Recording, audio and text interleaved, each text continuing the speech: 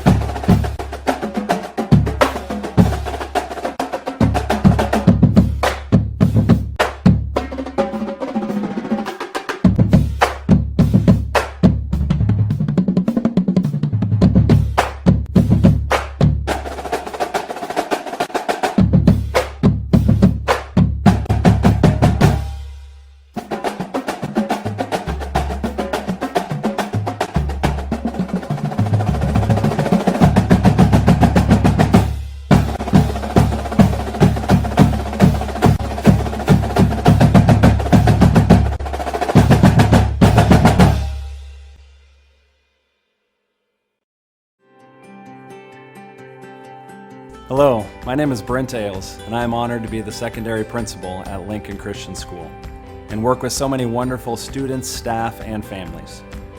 I am married to my best friend Jamie, and I also have the joy of having all 3 of my daughters attend school with me here at Lincoln Christian. As an educator, I love coming alongside of students to be a positive role model for them and helping them to develop into the mature young adults I know they can be before they exit our doors upon graduation. A family that makes their choice to send a son or daughter to Lincoln Christian can expect to receive not only a high-quality academic education, but also an education that is rooted in the gospel and centered upon the work that Jesus Christ did for us by dying on the cross. I look forward to meeting you and your family.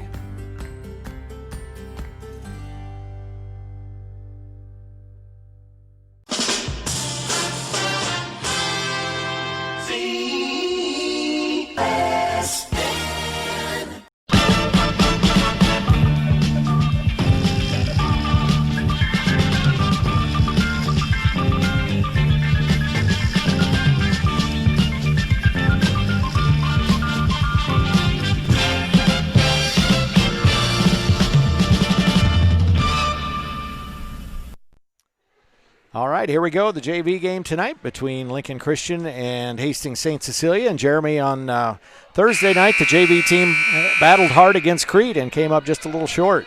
Yeah, they lost by 2, 43-41. It was a close game throughout. We got a little bit of a lead. Crete came down, hit some threes, and then from then on. But we had a couple shots at the end, tied it with one, and then missed a closer in one at the buzzer. But, yeah, they played hard. Some exciting basketball at Crete on the varsity side as well. Unfortunately, LCS lost both those varsity games, but played hard, especially in that girls game. Crete 8-1, I think, on the season, and they had beaten Scott 35-32, and we lost by 25 points to Scott. So right. I think, again, no moral victories, but I think Coach Ehlers and his team have to be happy with the way they played. Yeah. All right, here we go. Crusaders have the ball to start with, and that is Christina Avila. McEwen with it, looks inside, gets it inside to Miller, and she's going out of bounds and ends up throwing it away. Turnover back to the Hawkettes. Schneider ends up with it, and now that's number 11, Kirkuk, with it.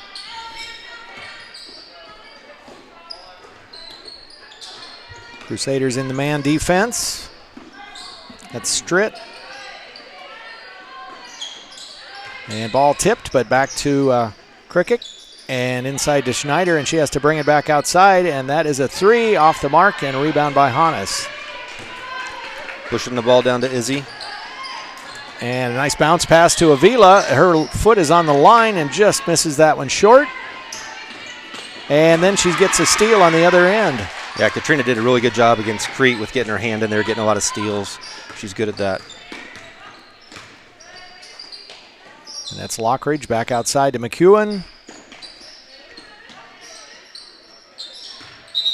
Little ball fake, but a little bit of a shuffle as well, so it's a turnover back to the Hawkettes. You had mentioned this in the pregame, but only 2 quarters tonight. St. Cecilia only has 7 girls on JV, and then I think only maybe another 5 for their varsity. So 2 quick quarters. See how that works out. They've already subbed their bench in. We'll see how ours transpires over the 2 quarters.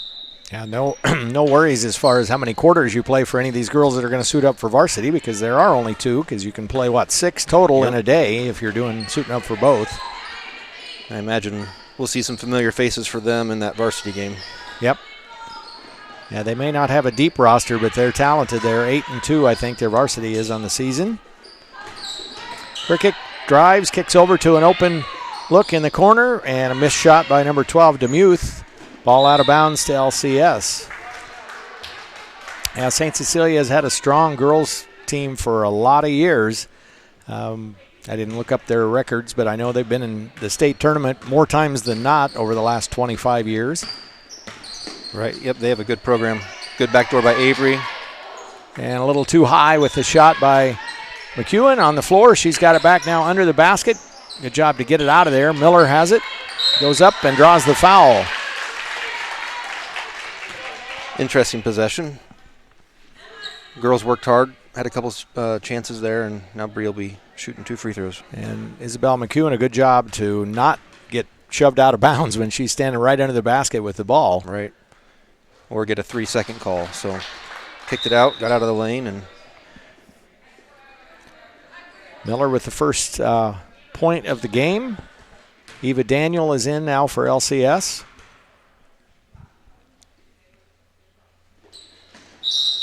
Yep, and that one is going to be waved off. Had her foot on the line.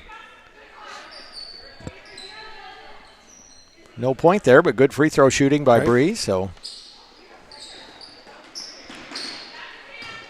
we showed this at Crete. We went into that full court press, man-to-man, and we got quite a few turnovers. So see how it affects St. Cecilia. That's number 10, Koval's with it. Down in the corner, down to Landgren. And she travels. Good defense by Eva. Shut that baseline off. Isabel was there for help also, and kind of out of control drive and didn't have anywhere to kick it out to. Taylin Hannes brings it up the floor. Passes off to Lockridge. Back outside. McEwen. Back to Hannes down low and brings it back outside. Tipped and out of bounds. It'll stay with LCS. It wouldn't be a Saturday in early January if we weren't playing St. Cecilia. We've seemed like it's been, as long as I can remember, it's always been that usually the first or second Saturday of January, either here or out in Hastings. Yep. Oh, and that good anticipation by number 20, Landgren, to steal that pass. And a good block by Hannes on the other end, but she's going to get called for the foul. Yeah, she'll make her earn it. I don't really know if it was a foul or not, but make him make a couple at the free throw line. You got 5 fouls in 2 quarters. That's right. You can afford to play aggressive. I joked with Taylin before we left here. She only gets 3 fouls since it's half of play. Yeah. I was like, no. I was just going to say that. Maybe you say, 3 fouls and that's it. Right. But Demuth, or excuse me, that's Landgren. She makes the first point of the game for the Hawkettes. And we're tied 1-1 after 2.5 minutes. At this rate, only 2 quarters, we're not going to get out of single digits, No. I'm afraid. We won't put this one in the yearbook.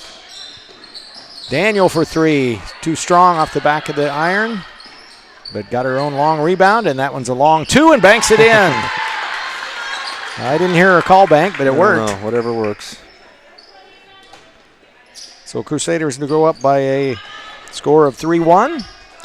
And after some pressure, St. Cecilia is going to call a timeout. Yeah, the other thing about that, the January matchup with St. Cecilia, it seems like every year when we go out to Hastings St. Cecilia, it's cold or snowy or whatever, and it's that long ride and longer ride back. But I guess the good news is it's on a Saturday and not on a school night. So. Right.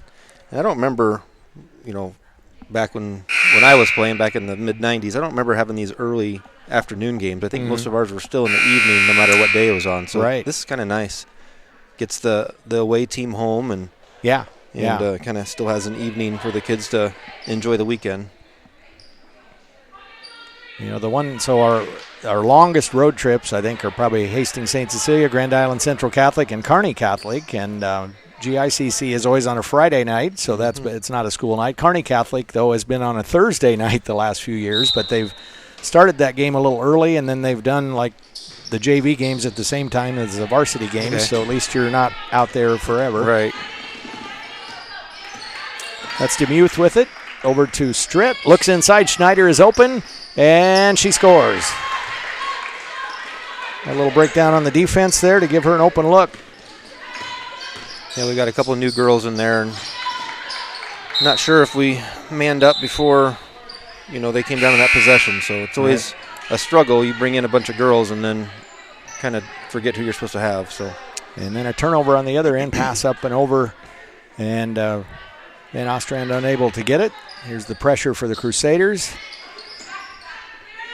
And that's Joanna Haji, who's in the game for Lincoln Christian. Had a chance to see her play the other night in the reserve game. Yep. Good shooter and pretty quick, too, on defense. Right. And there almost had a steal on cue. Scoop shot up and no good, and Daniel with the rebound.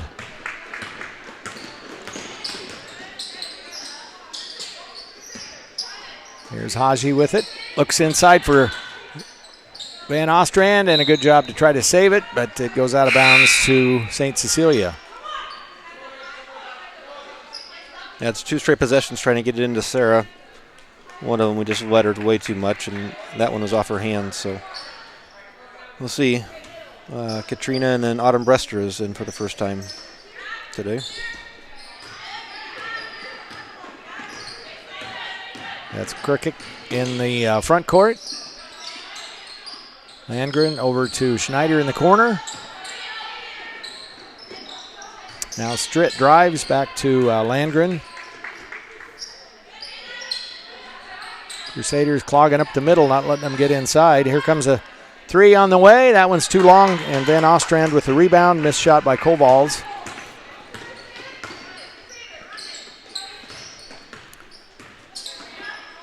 Oh, and that one looked like Haji was going one way and Avila was going the other way with the pass and just threw her fingertips. So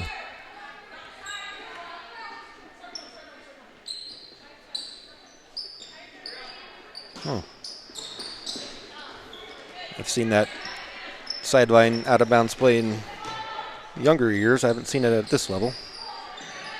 And they do break the press and into the front court.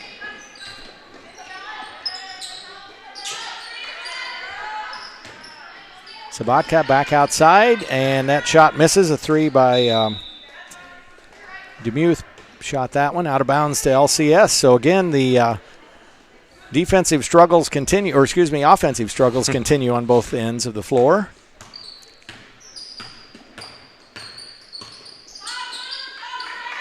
Yeah, both teams are a little out of sync, it seems. Just not quite warmed up yet.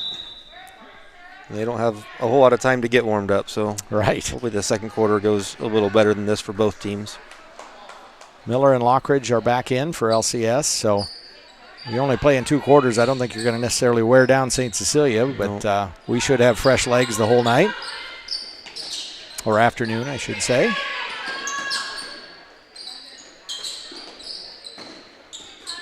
Avila with it, back over to Daniel. Brester has to come back outside.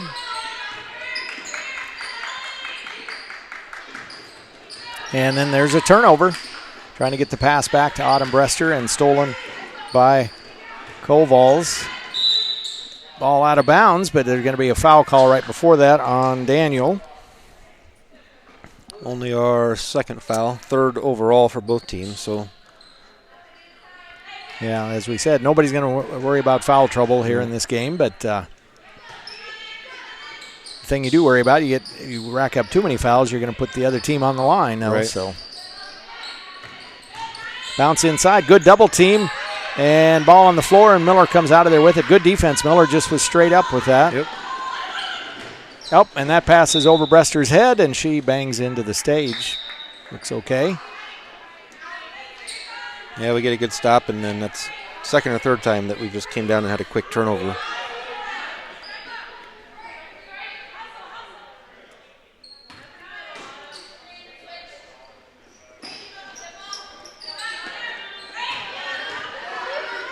And quickly up into the front court. Landgren has it.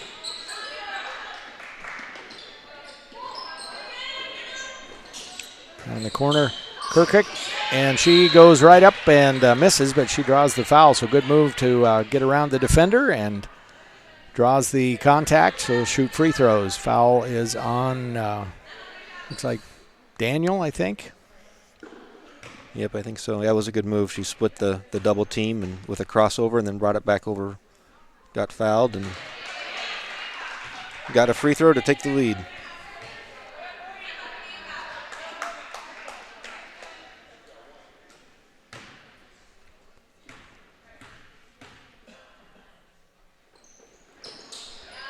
Goes 2 for 2, and it's a 5-3 game.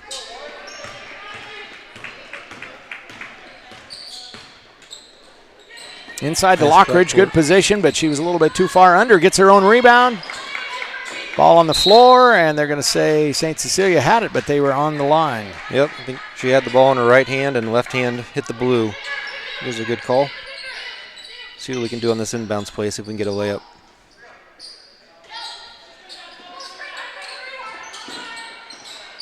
Looking for Miller, but she's double teamed. Oh, and a good defensive play, knocked away by Kirkuk, and she misses in and out. Crusaders dodged a bullet there. She had a great steal and a good look at it. Now Miller in the lane, and they're going to be calling her for a travel. Yeah, that was a tough one. We didn't have good spacing, and then gave it to Bree in a tough spot for her to do much. Close to the basket, and by the time she turned around, she had shuffled her feet.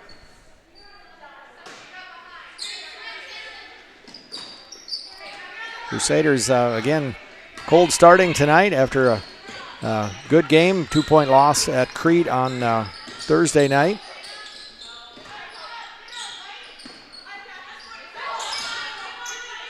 Stritt with it, now drives and goes up between 3 defenders. Ball out of bounds. It'll stay with St. Cecilia.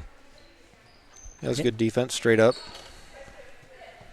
And I think obviously you can't assume that because St. Cecilia's only got 7 players that this is going to be an easy game for LCS. Obviously It's not. They've, as we've said, they always have a good girls basketball program, and it's quality, not quantity. Right.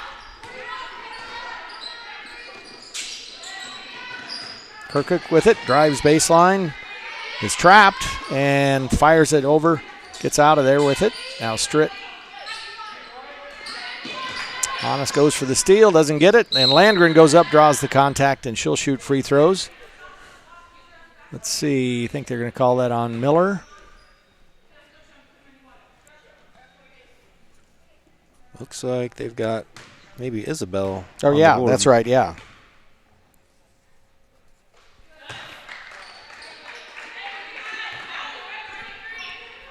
So I'll say again, I'm missing Herb Schrader. If Herb's there, then I can always listen for him to call out who the foul was on. Yep. And 1 for 2 on that. Landgren 2 for 4 on the night from the line. It's a 6-3 game. We've been stuck at 3 for quite a while here. Yeah. I think that's 5 in a row for St. Cecilia. It was 3-1. Out of bounds, and they say that's off LCS. I'm not sure when the last time we had a shot. Yeah. We're not even giving ourselves a chance here, so.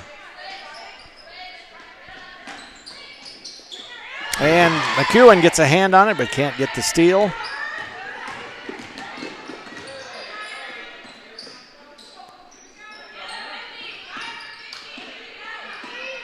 Kirkuk drives back outside. And that ball pass, I think, was tipped as well, but St. Cecilia is able to keep it. The Hawkettes still with the possession, down to a half a minute to go in the first quarter.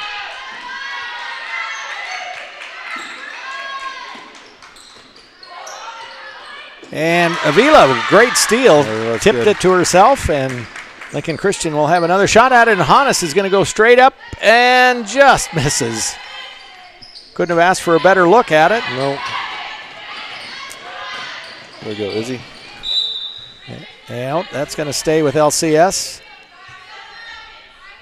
7 seconds left in the quarter. 6-3 St. Cecilia. We got our first good shot in seemed like about 7 or 8 possessions and just didn't drop.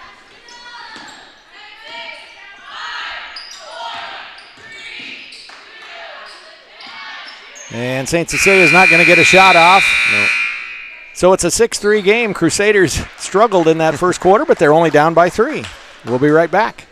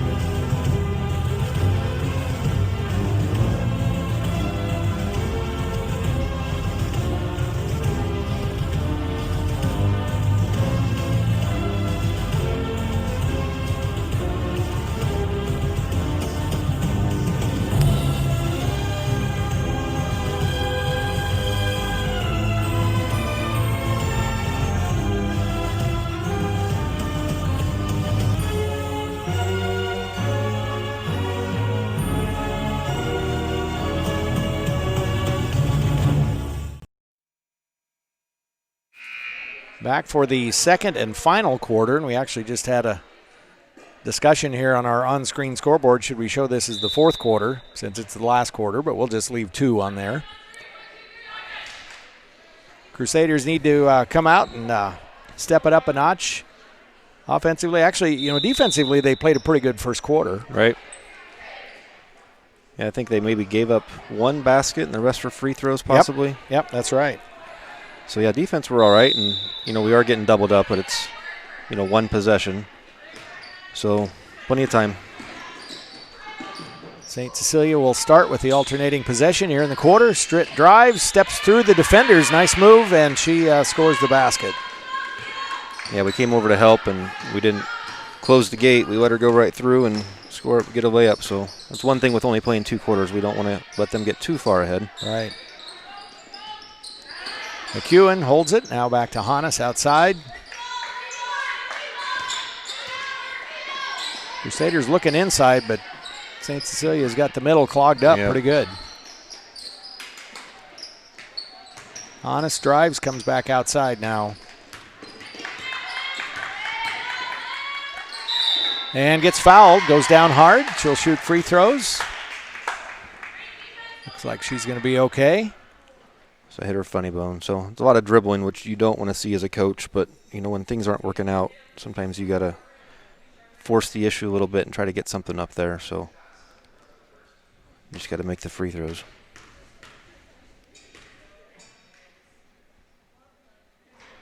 And leaves that one a bit short.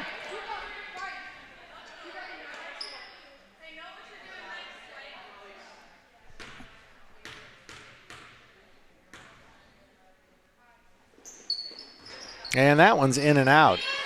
And the defensive rebound to St. Cecilia, and the drought continues for LCS. It's a 7-0 run for the Hawkettes going back to the first quarter.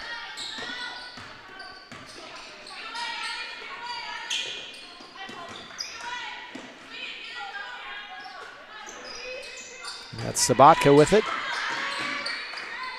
Oh, Avila might have had a chance to step in front of that one. It was kind of a lob pass. But, and sometimes that's all it takes to get your teammates back on the right page is a hustle play like that and a breakaway layup. And just got to be aware of ball and man at all times, and those little lollipop passes you got to steal. Miller had the foul there.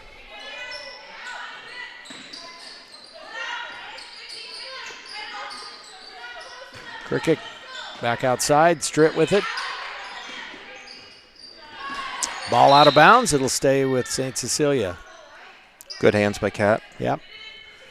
She's got quickness and good hands, good defender. Right. She's got really good control of her body. She plays really hard defense and is right up against the ball handler, and she doesn't get a lot of fouls called.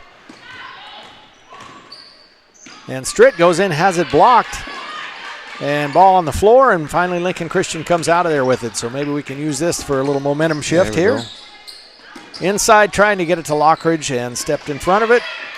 And now Avila tries for the steal. Ball tipped, and McEwen comes up with it. There we go. Up ahead to Avila and knocked out of bounds by St. Cecilia. So good recovery by the Hawkettes to save the layup, but Crusaders will have it on their end. Daniel and Van Ostrand are in. And I'm just looking at the Crusader bench. I think we've played everybody. I think so. Looks like it's suited up tonight. I keep saying tonight. I'm sitting in here in a gym with no windows. I don't know that it's still daylight outside. And was that Van Ostrand? That was, yeah. Wow. Never know where you're going to get the points from, but we will take it for sure. Doubles our points that we scored in the first 10 minutes. So, and it's 8-6. And good defense by the Crusaders. Once again, Miller just straight up and avoids the foul. Out of bounds, it'll stay with St. Cecilia, but no bucket and no foul on that shot. Yep. Sarah's 3 pulls us back to within a bucket, so look for a stop on this end. 5.5 to go in the game. Again, if you joined us late, we're just playing 2 quarters of this JV game, and good steal from Lockridge. And now Daniel, she launches a 3. That one just a little bit short. Right on line, but not quite enough on it. And Lockridge with another steal. See if we can tie it up here. 2-on-1, and Hannes with the layup, and she does. Avery's been real active on the defensive side, so she's been out on the perimeter guarding a shorter girl, and, you know, she puts her ball in front of her, she's going to take it from her. So I think you could classify this as a scoring flurry, couldn't you? Yeah, it's out of control right now. 8-8. Landgren with it.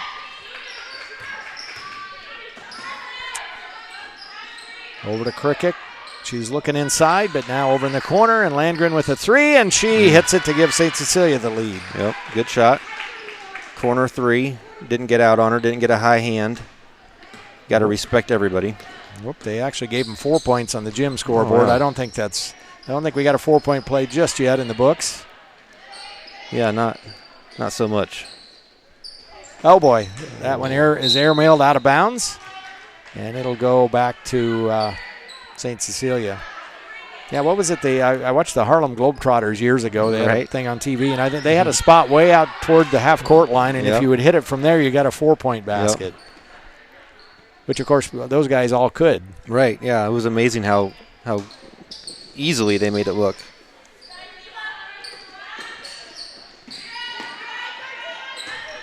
So back to St. Cecilia. They got the ball in the lead. Ticking down to 4 minutes to go here in the JV game. Looked like an extra step there maybe, but it's a nice layup and a score and a 5-point lead now for St. Cecilia. Yeah, that 11, she's a solid player. I bet we see her in the varsity game. Krikak or Krikak, I don't know how we've been pronouncing it. Multiple ways. I'm going to check that out before the varsity game so we can get it correct for that. Yeah, we had those 5 quick points to tie it, and now they've come back with 5. Yeah, we're down to the last 4 minutes of the game, so don't want to allow any more made baskets by them, force them into some shots and see what we can do. Haji almost had a hand on that. And a drive and a shot by Landgren. She's fouled. She'll shoot free throws. Yeah, our defense likes to push the ball handler to that outer third, almost having them go baseline where, you know, when I was playing, it was you never gave up baseline. A lot of times they want you to push them to the baseline as long as you have help there. Because a lot of your offenses are a lot easier if you can get the ball to the middle of the court, middle of the lane, and then you've got a lot of options. You go to the baseline, it's kind of an extra defender down there. But you got to make sure you have help and, you know, not let them have a open lane to the basket like we did there.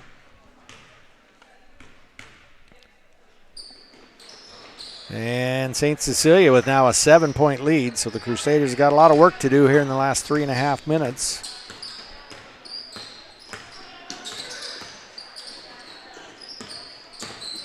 Yeah, we need to make sure we have good shots. We haven't. There's a good one there. And Daniel, good position underneath, goes up, easy bucket. Cut it to 5, so 2-possession game. 3 minutes left, so you're going to have a handful of possessions left. You just got to make sure you get a stop each time down here. Avila got a hand on that.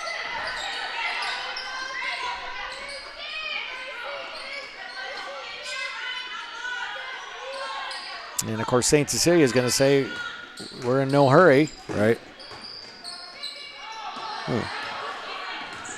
Just shoved her own player out of the way. I guess they can't call a foul on you for that. Shot missed, but an offensive rebound, another miss, and McEwen takes away the rebound. Oh, and they end up with a jump ball. She almost had it. Yep. And, of course, possession will stay with St. Cecilia. So Isabel is not rewarded for that good defensive play. Now they're giving it to us. They might not have switched it okay. at the quarter. So that's right, because I think St. Cecilia had the ball to start this quarter, and I don't think we've had a jump. Yeah, they switched it there, so we back on. St. Cecilia will get the next jump ball. So we will reward Isabel for that good work. Just a delayed gratification. That ball, it was a kicked ball. I guess it was kicked by LCS. Yeah, that was unfortunate. Taylor had a lane there, and Joanna had kind of drawn the girl out to the perimeter, and Taylor had a lane to the basket and got a little ahead of herself and went soccer on the basketball there. So again, pressure by the Crusaders. See if they can force a turnover. And they do. Brester goes up, too strong, and the rebound to St. Cecilia. And we got a run out on the other end. And a miss there. Loose ball, and Haji comes up with it. Yeah, wide open layup. Missed it. See if we can make him pay here. Down 5 still. Not sure how Cat didn't step on the out-of-bounds line, but and then we throw it away. Cricket goes up, misses, gets her own rebound, and gets fouled.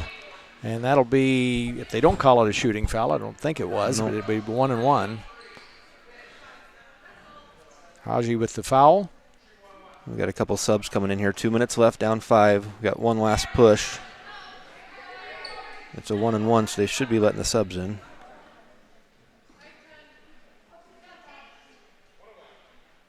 Yeah, that was an error.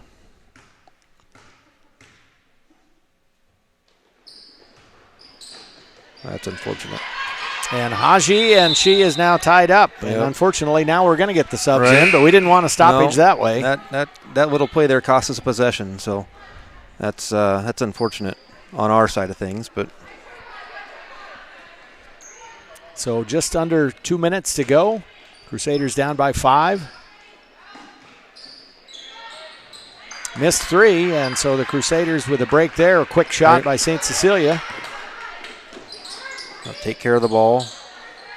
Looking inside, looking inside for Miller, but good defense by the Hawkettes. Now they get it into her. There we go. And they're going to call a foul before the shot. Right. I think that's their 3rd foul, so nowhere near shooting free throws there. Second foul on Sabatka.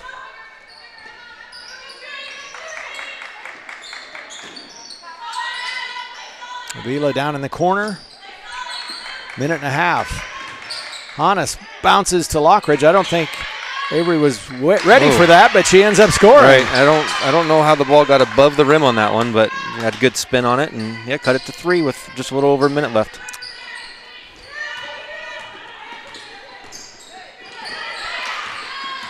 St. Cecilia into the front court. 11 is going to want to drive every time. And no foul called. 3 defenders around her, and Lincoln Christian has a chance to tie on this possession. And Lockridge just a bit long. Had a good look at it, but missed the shot. 50 seconds. So 45 seconds. We're going to have to do something. There's Kat. And that'll work if she can lay it up. Let's see. We got Izzy there. Oh, no foul. Got a little too far under. The defense kind of forced her down low. And all right, here we go. Oh, and Hannes knocks it away, and now we're going to get a foul called. Or no, a timeout. That's interesting because no one had possession of the ball. Yeah. But, oh well. 30 seconds left, down 3.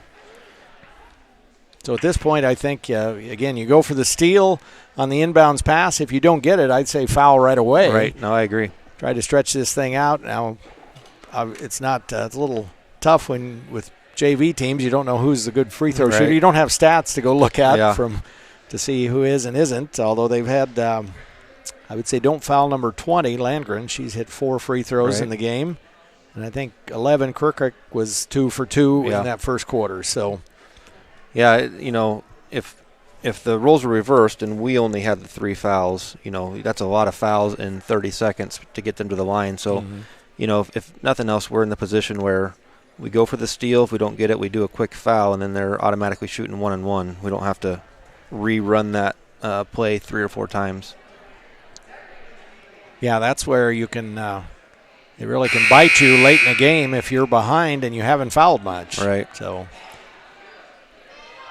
So stick around. This will be the end of the JV game when this quarter ends, but we do have some videos to show you after this game. We're going to be talking about the Capital campaign, and we had a great December with fundraising for the new Shields Center, To God Be the Glory campaign, and also we'll be talking about Cornerstone and how you can help Lincoln Christian with that. Here we go, inbounds pass. And again, and now it's back to Kirkuk, but okay, so go over and foul her right now. Foul that, trap that in the corner. We need to do something here. And this isn't ideal. And I'm like, go get her. Apparently that was not discussed in the timeout, so we went 20 seconds, right at 20 seconds. There was 28.7 when they threw the ball in, and we didn't even appear to be going for steals. So you're going to hope for a miss. Stritt will come into the game, and at the line is number 12, Demuth. She hasn't scored today.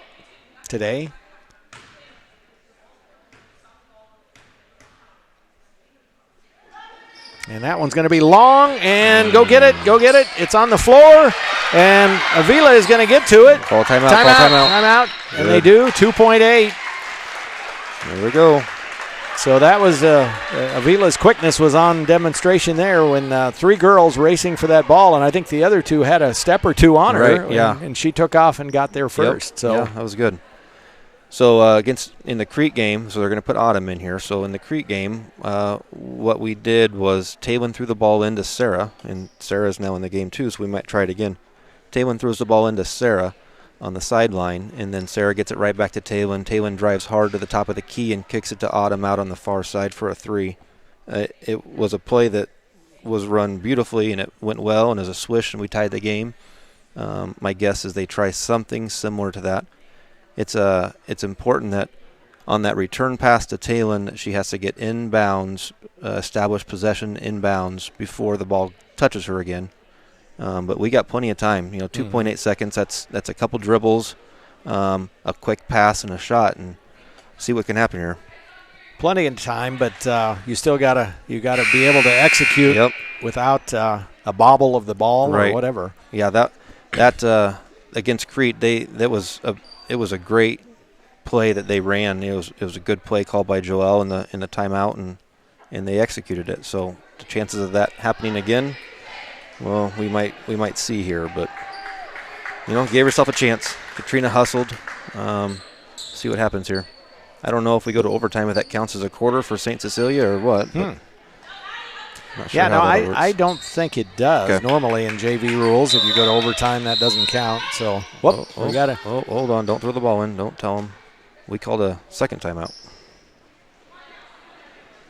That's interesting. Usually it's the defense that would call that timeout after they see how we're lined up. Exactly. So maybe they didn't like the play they had called with the defense they had set there, so they might mix it up a little bit. So now I would anticipate St. Cecilia to mix their defense up a little bit. And, it is JV girls basketball, but, it's important. You want to win games.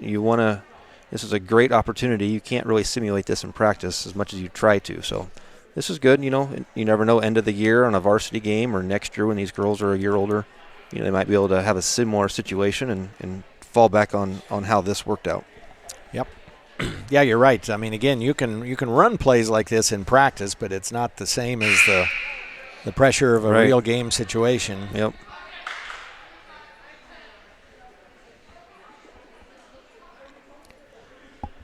So the next action for the girls JV will be next Thursday. We got a back-to-back games next week, Thursday and Friday. Louisville will be here on Thursday for girls only, JV and varsity, and then girls-boys doubleheader on Friday with Columbus SCOTUS. So Hannes will inbounds. And she gets to Lockridge, and she turns and shoots, leaves it short, and that'll be the game. Well, we had a shot at it, so not sure if that was the play, but, shot to shot. Yep. So the Crusaders heat up, and actually it was, 6-3 at the end of one, so the teams were even in that second quarter. Yep. 9 points apiece. It's a 15-12 win for Hastings St. Cecilia in the JV game, so stay with us. Don't go anywhere right now. We're going to have some videos for you from Mr. Powell and Mrs. Allison talking about Cornerstone, and then also we'll talk about the To God Be the Glory campaign. Then we'll take a break and be back with the girls varsity probably another 30 to 45 minutes before that game will start. I'm Mark Powell, Director of Stewardship and Advancement here at Lincoln Christian School. And I'm Stacy Allison, the Assistant Director of Stewardship and Advancement at Lincoln Christian School Foundation. Stacy, I know you're really excited about the Cornerstone Challenge. Could you share some details about it? I am excited, Mark, and I'd love to. So it's our second annual Cornerstone Challenge running through January. So basically we have 21 days for people to jump on board, giving $20 a month. And we have a $21,000 match from a generous donor. So for every $20 that's given a month, for a year it'll be matched with another $20. So we could raise a total of $42,000 this year through the Cornerstone Challenge. Wow. Stacey, I know this is the second Cornerstone Challenge. Can you tell me about the first one? So last year was our first one, and it's really exciting to look back and see what God did. We had 65 people jump on board. So we have a total right now of 147 people who are giving, and 65 of those people jumped on board in 20 days last January, and we raised over $21,000, again, doubled that, so almost over $40,000 was raised last year as well. Stacey, monthly giving has been incredibly important to the foundation. Why is it so important? Well, really, Mark, what I love about monthly giving is, one, not everybody can write a check for $10,000 or $50,000, but almost all of us could give $20 a month. And so I think it's so exciting to be able to be a part of something. And what also is exciting is when that $20 gets multiplied month after month, a small gift can really make a huge impact over time. And what I also love about monthly giving is, for us at the foundation, it's a great recurring steady stream of revenue that helps us to do the work that we do with the Family Education Grant and different campus advancements. Stacey, thanks for sharing. I look forward to seeing how God uses the second Cornerstone Challenge in 2021.